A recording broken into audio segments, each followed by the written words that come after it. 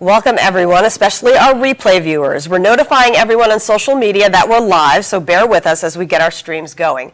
We have a live audience today, students from our Women's Leadership Program. There they are. You can applaud.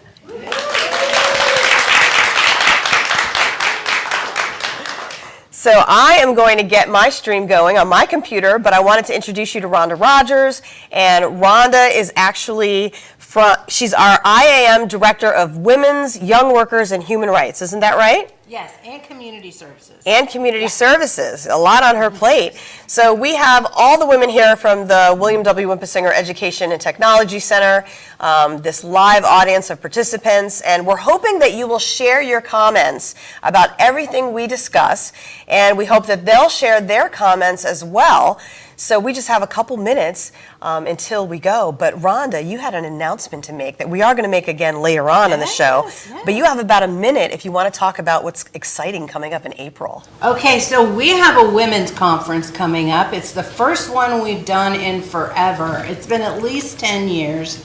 It's women's only. The last time we did a conference, I believe we had women's, human rights, and young workers all in that conference. This is women's only. So I'm real excited about it because we've got some really phenomenal sisters out there. So it is April 2 through 6. Ooh, I got the dates wrong. Yeah. 2 through 6, That's okay. It will actually start on April 3rd. We'll probably do a registration on April 2nd. I will finish up on the 6th at Bally's Hotel in Las Vegas. The theme is Women Rising, Unite the Fight. And we're very excited about getting all this done. We need women in leadership positions in our union to take it forward. But to get that done, we also need our brothers to work with us along the way. So that's why we're calling it Unite the Fight, because we want them to be on board with this as well. Well, thank you, Rhonda. We're going to talk to you again a little bit later, but it's 11 o'clock, so Activate Live Special Edition starts now. Fantastic. I'm excited. Activate your voice. Fight for your rights. Speak up. Speak out. We're union and we're proud. Go Union. Live from Maryland, this is Activate Live. Welcome to a special edition of Activate Live. I'm Tanya Hutchins at our headquarters in Upper Marlboro, Maryland. Today, we have a live studio audience made up of women from all across North America. We have women from Canada and the United States. And we'd like to introduce you to some of them, hear their stories, and what they're doing in their locals. And first up is Jessica Ford of Maine. So thanks for being here, Jessica. Thank you for having me. So first, tell me a little bit about where you work and what you do. Sure. I work for Bath Iron Works in Bath, Maine, so I'm a member of our local S6, and by trade I'm a machinist. So in the manufacturing facility I work in, I do a little bit of CNC machining, not so much. There's a lot of forming and fabrication of smaller components that then go down the line and move around to facilities. And we're Department of Defense contractors, so we build destroyers for the Navy. So it's really exciting. It's very interesting, and I enjoy the work. Important work. Yes. So how long have you been there? I started, my hire date was August 21st of last year. Great. So it's been a little over a year now that I've been working there and a member of IAM. Excellent. Yeah. And how did you get involved with the union? Well, I was looking for machining work that had benefits that would allow me to access them for myself and my son, and a wage that I could be able to provide for us independently. And I kept applying for the job at Bath Iron Works, and it took some time, but I got in, and it was a no-brainer for me when I came in. I was excited about being able to learn about union membership and what it meant and how I could get active, and so that's what I'm doing. So I assume that you worked in some non-union jobs earlier in your career. What of a difference has it made to you now that you have become a union member? Oh, it's made a huge difference. The first thing that I think about is my health care. I'm a single parent. I have an 8-year-old little boy. And the first job that I had, they offered benefits, and I paid for them. I had to pay for them. It wasn't like I could opt out. We need to be insured. I couldn't utilize the benefits. I couldn't afford to get the health care that I needed. So there were many times where, unless it was preventative care, I wasn't utilizing the insurance. And so then I got another job where I was making a little bit more money, and again, the benefits were good and I could afford, the weekly payout. However, it was still a little bit inaccessible. The dental care, I couldn't afford to utilize it. So the biggest part was having health insurance that I could utilize. I don't have to worry about making an appointment and being embarrassed of having to, well, how much is this going to cost? And could it cost more? And having to feel like I'm negotiating at the doctor's office to decide, what I can afford. I can get the services I need, and my wages allow me to access that care. Healthcare changes people's lives. It Good has. healthcare does. Yes. So now you've been this week at the William W. Wimpesinger Center Yes. down in Hollywood, Maryland, Yes. for the women's leadership class. How did you hear about the class, and what have you been talking about? I was at my local lodge's business meeting, and they read off different classes that were coming up, and I'm a member of the women's committee out of my local, and myself and one of my sisters, and we found out, we were like, this is something that we would really like to go to do. And my sister Lori, who's here, we're here together from Bath, she had heard about it the year prior and wanted to be able to come, and it just didn't come to fruition. And so when I heard about it, I was like, we need to get that application in and we need to get seats. So that's what we did. And how has it been so far? It was such an amazing and empowering experience. The women, the 27 other women I had the opportunity to spend this week with, it certainly was impactful and life-changing. I work in a male-dominated industry. I'm a machinist. Don't quote me on this, but I believe that there are about 135, 136 inside machinists at Bath Iron Works. As far as I know, I am the only female. We certainly have other women within the yard, but we certainly are a minority. And so to spend the week with other trade workers who we share the same struggles, we have to overcome the same adversity, we're able to share that, talk about different ways we've been able to kind of navigate things and learn, and it was amazing. Anyone who has the opportunity, any women out there especially, to come to the Wimpesinger Center to attend this Women's Leadership Conference, it was life-changing. And we all were able to share, once we got to know each other a little bit, that we were all a little scared when we came here. And that fear dissipated as we got to know each other. That is great. Yeah. So are you interested in taking other classes here now, do you think? Oh, absolutely. Whatever opportunities I can utilize to come back here to continue to become more knowledgeable about the union and different ways that I can get active, and the structure of things and procedures, you can never stop learning. And so any opportunity I have to come back, certainly for Women's Advanced Leadership, but also the other programs that they have as well. Okay, I'm going to give you open mic, so you can give a shout out to anybody back home at S6, or anything we haven't discussed that you want to mention. Okay, so what I would like to mention, I'm relatively new to the union, so there are a lot of things that I just don't know. You don't know what you don't know.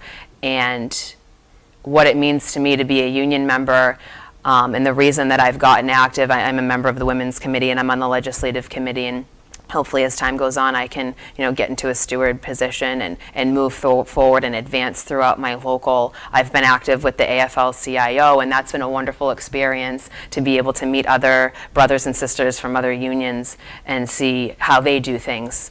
But to be able to utilize our voices as women to try to implement change, alongside with our brothers, to try to improve upon the quality of life for workers overall is my goal.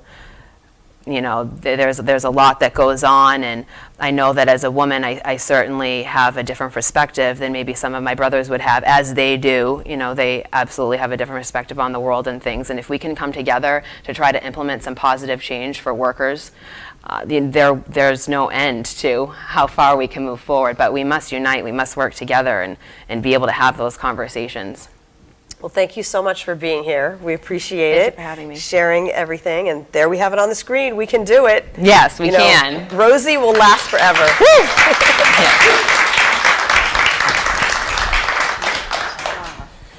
Well, join the conversation. So let us know, what do you think about everything that we've been talking about so far, about women on the job, working in non-traditional careers? You can comment now to activate your voice as a worker. Let us know what you're doing in your local to recruit women, and if you have a women's committee. And we have people commenting already. Wendy Brooks saying women rising. See, that term really does resonate with people. So we're glad that you came in and commented. We have Bonnie.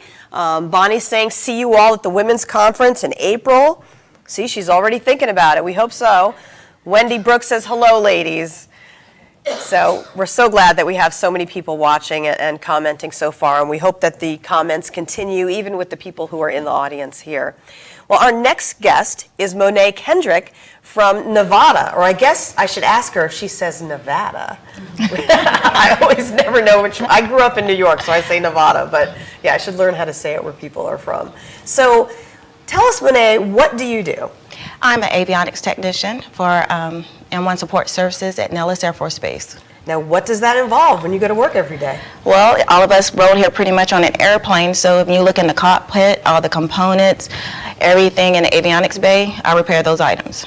Excellent. That is so great. Yes. Now, I guess a lot of people would consider that a non-traditional career for a woman. How many women do you work with? We have one other avionics tech, and we have one supply troop, so it's very minimal. We are small. Now, I hear that you're advocating and inspiring other women. What do you tell people about the need to get more women in non-traditional careers? I try to push it. I started this career field in the Air Force. That's how I got my job, 20 years.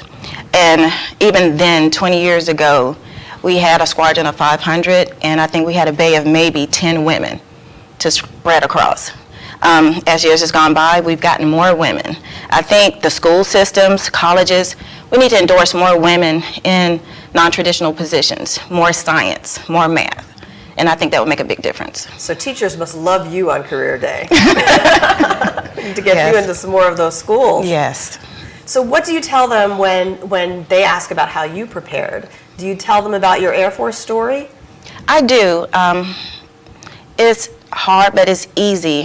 We can do anything that men can do. I think a lot of times women are afraid because where you see men, you think, oh, well, maybe I can't do it. Maybe there'll be physical differences. You know, maybe I won't be able to lift this or do that, but try it. You know, if you can't do it, then find something else. But there is no limit of anything that women can do.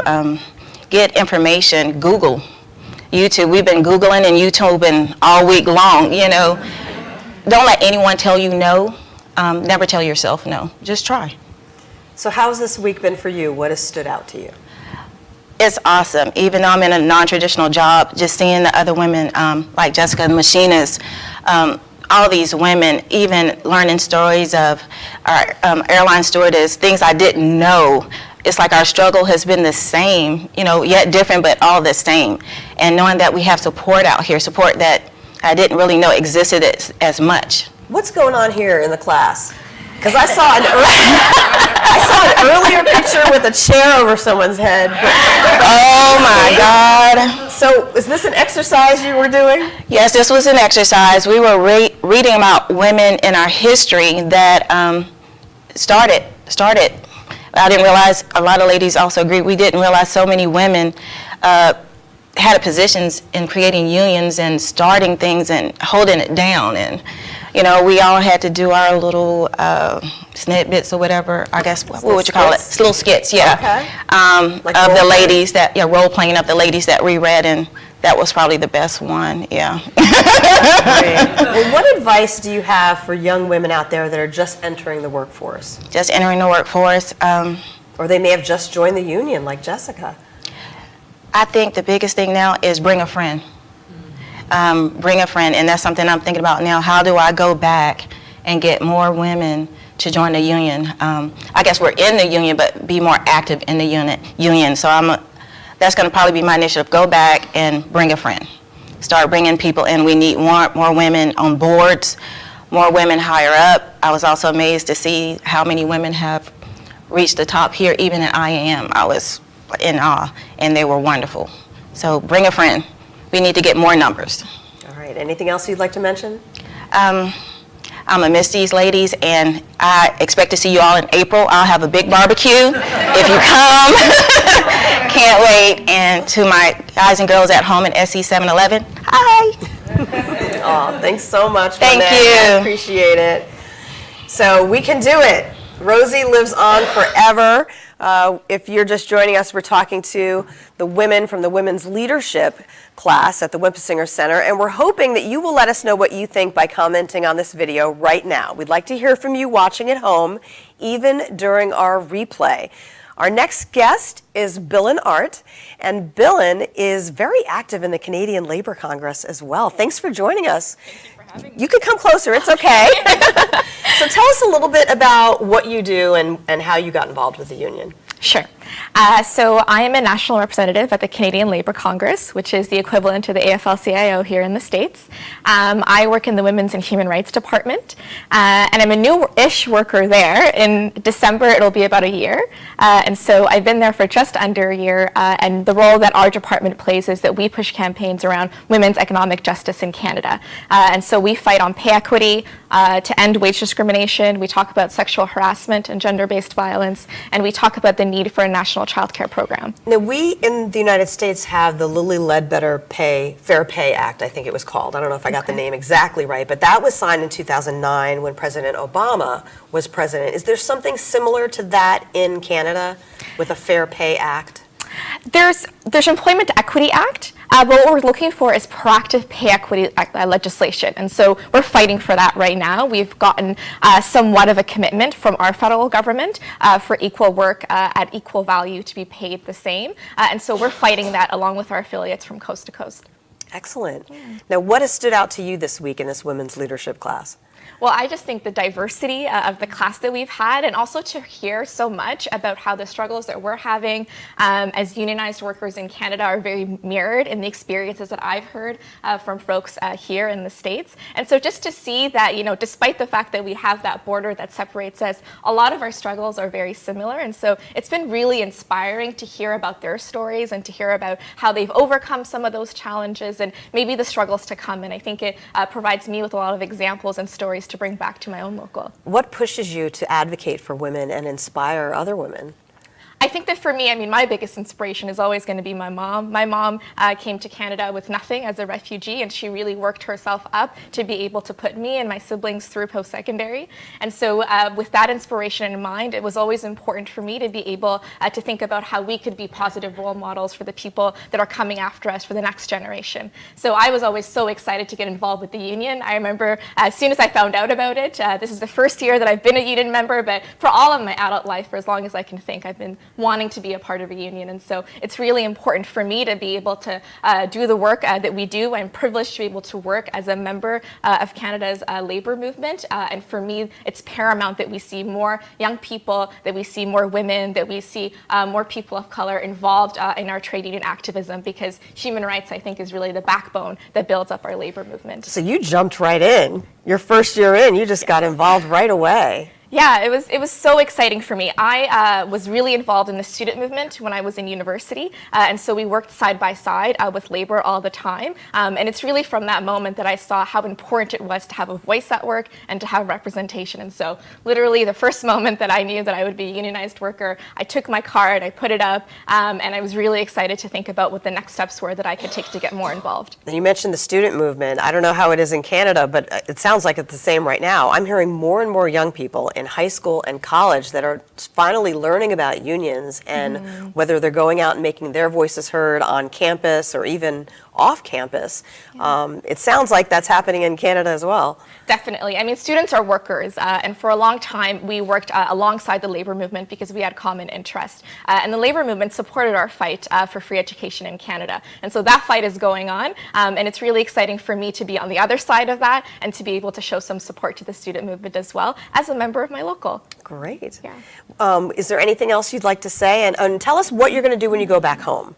Well, I'm really excited to keep fighting for women's economic justice. Again, I'm really privileged to be a member of and on staff as part of Canada's labour movement, and so I'm excited to keep pushing that fight. And I'm really looking forward to being able to think about how we can continue to break down some of those barriers for involvement. You know, I really spoke to me what Monet just said about bringing people with us. I think it's so important that every time we make it through that door, we leave it wide open for more women that look like us to be able to have access to these opportunities. So I'm really excited to have learned so much about the IAM over the course of this week. I'm really thankful to my fellow students and our instructor, and I'm excited to bring back those stories and hopefully bring more women from Canada, bring more women from Ottawa down here to learn more about the union. Great. Anything else? No, thank you all so much. Thank you for being here. We appreciate it. Thanks for sharing your story. And if you're just joining us, we have the women's leadership class in our studio. They traveled up to our headquarters here in Upper Marlboro, Maryland, to be our studio audience today. And we've spoken to a few of the women who took the class. And we are actually going to bring up our IAM Women's Young Workers and Human Rights and Community Services Director. She's got a lot on her plate. We're going to bring Rhonda Rogers back up here to talk a little bit about the plans going into next year, about how we're going to gather women together and advocate for other women. So welcome back. You spoke with us during our pre-show a little bit. But remind us again about first of all, we have Latina Equal Pay Days coming up November 1st. Remind everyone who's not familiar, who's watching, what that means. What that means is the money that men make in the year, it takes Latino women until November 1st of the next year, almost a whole additional year to make the same amount of money. So what a white non-Hispanic man made in 2017, it has taken up to 2017 and to November 1st, 2018 to make that. That is ridiculous. It's horrible. And I found out the other day, because we had the president of LACLA here, that is at the bottom of all the equal pay days. It is. Where you go from women, white women, black women, Asian, Native American, Latinas are at the bottom. So we have a lot of work to do.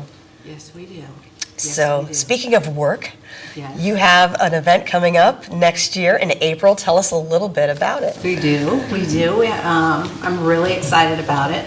We have the women's, it's a women's conference. Don't get that confused with our women's leadership program. This is a conference. So our women's leadership program, typically we have 24 to 28 participants in that. This is going to hopefully be a couple hundred. So we're going to have it at Bally's Hotel in Las Vegas.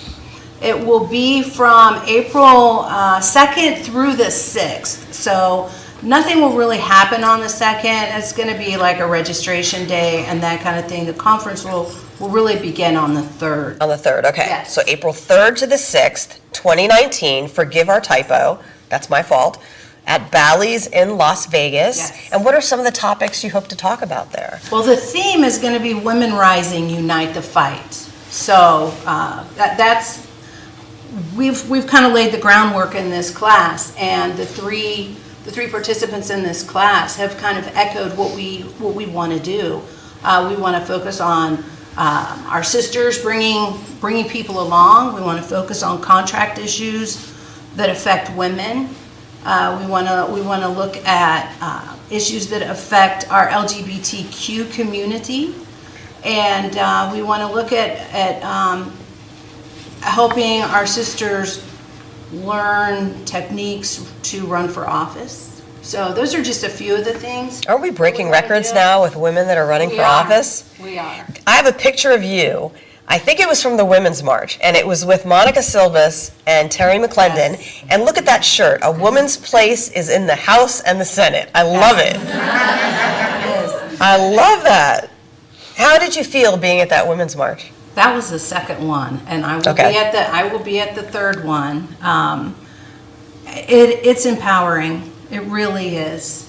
We have them all over the country. The speakers are excellent speakers. They come from all types of occupations and ethnicities and cultures, and the situation is the same. I think that issue for women is one that we can all agree on, no matter what our ethnicity is or what our background is that we deserve to be treated equally.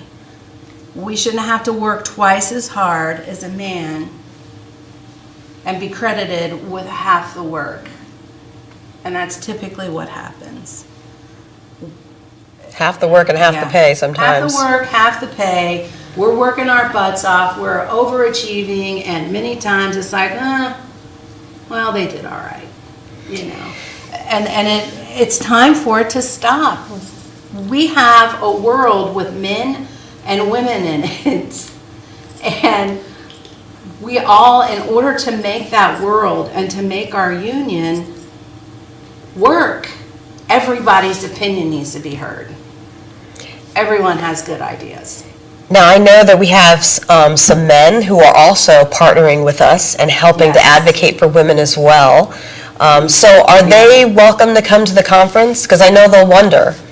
Well, we need their support. We need their support. So, yeah. Okay. I mean, we would like for them, we would like to have, I mean, honestly, I'd like to see a majority of that conference be women. But we do want our brothers there because a lot of times they're in the leadership positions right now. And so we need their support going forward to help us to achieve positions in leadership and also to advocate for our issues. And they can be role models as well, to show men who are promoting women, you know, men who are supporting women and standing up for them. Yes. For us, I should say for us. And we have so many men. I'm not going to name names on here, but I'm hoping that every woman at their local or their district level has at least somebody that they feel is working for them. How are we doing on the women's committees? I know more locals are starting to add them, and they're starting to get more active. Yes, they're doing wonderful things. Our last class, I know of several projects that have gone on. Those that didn't have committees are starting meet and greets, and they're forming their committees. I know one group did a self-defense class. Another group had the breast cancer van come out. So a lot of work's been done around the breast cancer awareness, and they're building, and they are getting support from their brothers. So that's good too. Now, you also have partnered with a lot of constituency groups. Why don't you talk about that? So we have, and I told our sisters about all of our groups. We have 6 that are recognized by the AFL-CIO and 1 that we have adopted as well. APRI, which is the A. Philip Randolph Institute. We also have the Coalition of Black Trade Unionists.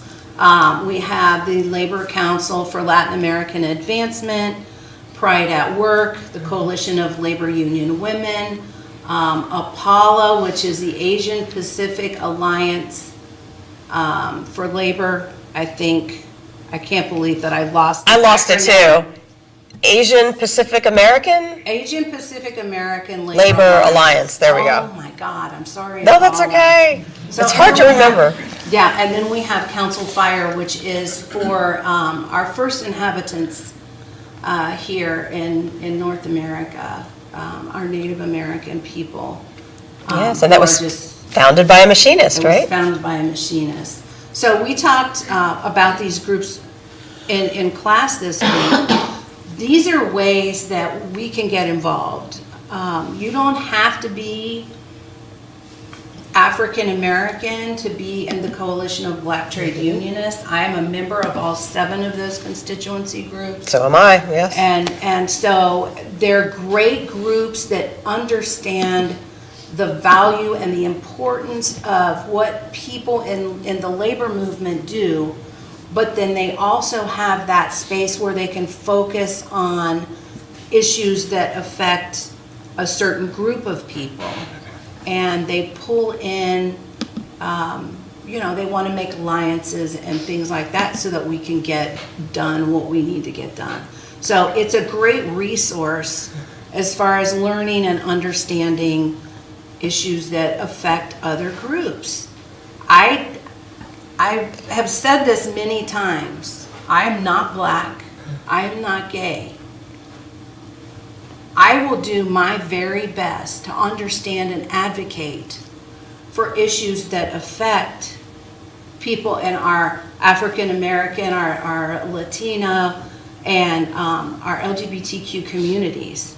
But if we don't have people that are in those communities involved in showing us what we need to do, then it's not going to get fixed. I can fight with, but I can't lead in those instances. We are so much stronger together. I mean, we have power in numbers, strength in numbers. Yes. Definitely. So, Is there anything else you'd like to say before we end the program? yes. I would do that.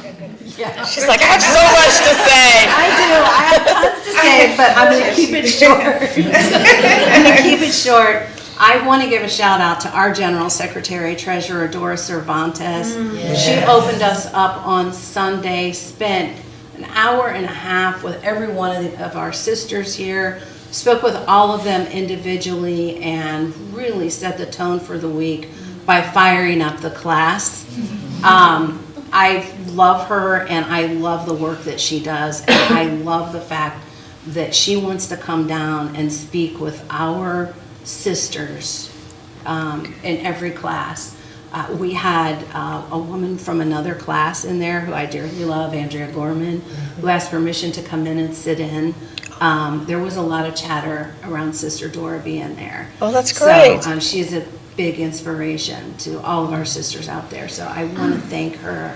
I also want to thank my sisters at the Whippisinger Center, Mary McHugh and Julie Fritchen, who taught with me this week. Oh, great. And I already told everyone here, it's been a long time since I've been able to sit in the back of the class and watch Julie and Mary teach.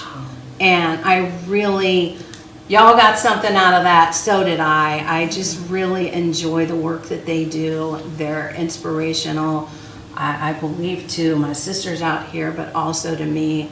So I want to thank them too. And I'd like to thank our one brother we let in the class. Brother Dave Miscolzi, our Canadian brother. He did a really good job working with our sisters on parliamentary procedures. Oh, good. So. Oh, yes. Take us through some of the topics that you went through, because I know you talked about the Constitution, parliamentary procedures. Right. What else? One of the things that I believe is really important is when our sisters go back, that they understand how to navigate a union meeting, how to follow parliamentary procedures, how to give a committee report, how to speak in front of the membership, because when they form their committees, they're going to need to ask for things. They're going to need to make motions. They're going to need to let everyone know what they're doing. And so we have all of those classes. Julie does an excellent job with women's labor history, which also is very inspiring, because a lot of times our labor history isn't necessarily focused on. And there's a lot of sisters out there that people don't realize, their fight and what they did to contribute to the labor movement. So that's a class that we teach. We teach them how to form committees, and all of them came up with some excellent projects that hopefully they'll steal from each other. Some of them were new projects that I hadn't seen before. So we teach them that. There's a political piece in there that discusses women's issues and how do we get our voices heard within our state and national legislatures. So I mean, we gave them a lot, I think. And they're prepared because election day is coming up, so. They are prepared and ready to go. And so I would ask back at the local, give them some space and let them get some stuff done because they will make you shine. They will make you shine. I am confident in every single one of these women. One of the last things that I'll say about this class is there's a lot of love in here. You know, every now and again we'll get criticized for tearing each other down. That never happened in this class. They brought each other along the whole way. It was just the love in this class is just wonderful. I think that's because So- they understand that we are more powerful together, you Yeah. know, supporting each other. So thank you. You're the last people I want to thank. Thank you for a wonderful, inspiring week for me. I'll be in the clouds for quite a while on this one. So thank you so much, sisters, all of you.